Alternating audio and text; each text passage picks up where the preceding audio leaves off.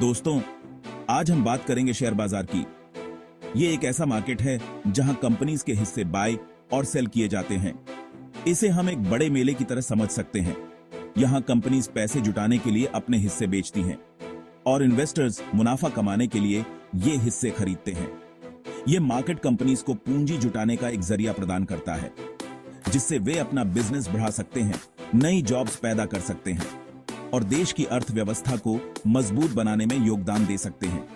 Share बाजार में invest करना एक जोखिम भरा काम हो सकता है, लेकिन सही जानकारी और स्ट्रैटेजी के साथ आप यहां से अच्छा मुनाफा कमा सकते हैं।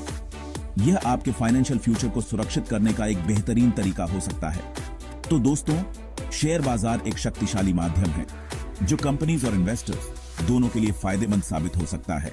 शेयर बाजार को समझने के लिए कुछ शब्दों को समझना जरूरी है, जैसे शेयर, हिस्सेदारी और मार्केट इंडिसेस।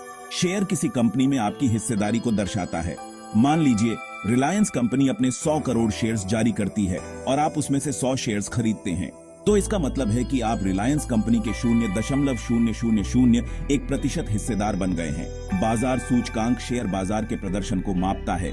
भारत में 2 प्रमुख इंडिसेस हैं, सेंसेक्स और Nifty. Sensex Bombay stock exchange के 30 प्रमुख कंपनीज के शेयर्स का सूचकांक है, जबकि निफ्टी नेशनल स्टॉक एक्सचेंज के 50 प्रमुख कंपनीज के शेयर्स का सूचकांक है। जब हम कहते हैं कि आज सेंसेक्स 100 अंक बढ़ा है, तो इसका मतलब है कि उन 30 कंपनीज के शेयर्स का औसत मूल्य बढ़ा है। यह समझना जरूरी है कि शेयर बाजार में उतार चढ़ाव आते रहते हैं, इसलिए इन्वेस्ट करने से पहले पूरी जानकारी और रिसर्च करना बहुत जरूरी है। शेयर बाजार में शेयर्स की खरीद बिक्री कैसे होती है, ये जानना भी जरूरी है। इसके लिए आपको एक डीमैट खाता और एक ट्रेडिंग खाता खुलवाना होता है। ये खाते बैंक्स या फाइनेंशियल इंस्टीट्यूशंस द्वारा खोले जाते हैं। डीमैट खाता आपके शेयर्स को इलेक्ट्रॉनिकली रखता है, जबकि ट्रेडिंग खाते के जरिए आप शेयर्स खरीदते और बेचते हैं। ये एक ऑनलाइन प्लेटफॉर्म होता है। मान लीजिए आप टाटा मोटर्स का शेयर खरीदना चाहते हैं, तो आप अपने ट्रेडिंग खाते में लॉग इन करेंगे और टाटा मोटर्स के शेयर का ऑर्डर देंगे। ये ऑर्डर स्टॉक एक्सचेंज को जाता है, जहां कोई दूसरा व्यक्ति आपके द्वारा तय कीमत पर शेयर बेचने को तैयार होता है और इस तरह आपका ऑर्डर पूरा हो जाता है। शेयर्स की कीमतें मांग और आपूर्ति के सिद्धांत पर काम करती हैं। जिस शेयर की मांग जितनी ज्यादा होगी, उसकी कीमत उतनी ही ज्यादा होगी, और जिस शेयर की आपूर्ति जितनी ज्यादा होगी, उसकी कीमत उतनी ही कम होगी। यह प्रक्रिया जटिल लग सकती है, लेकिन यह बहुत ही सरल और तेज होती है। तकनीक ने इस प्रक्रिया को और भी आसान बना दिया है। भारत में 2 प्रमुख स्टॉक एक्सचेंजेस हैं, बॉम्बे स्टॉक एक्सचेंज BSE और national stock exchange NSE। BSE Asia का सबसे पुराना स्टॉक एक्सचेंज है, जिसे 1875 में स्थापित किया गया था, जबकि NSE की स्थापना 1992 में हुई थी। इन दोनों एक्सचेंजेस पर हजारों कंपनीज सूचीबद्ध हैं, जिनमें छोटे, मझोले और बड़े सभी तरह के व्यवसाय शामिल हैं। यह एक्सचेंजेस भारतीय पूंजी बाजार की रीढ़ हैं।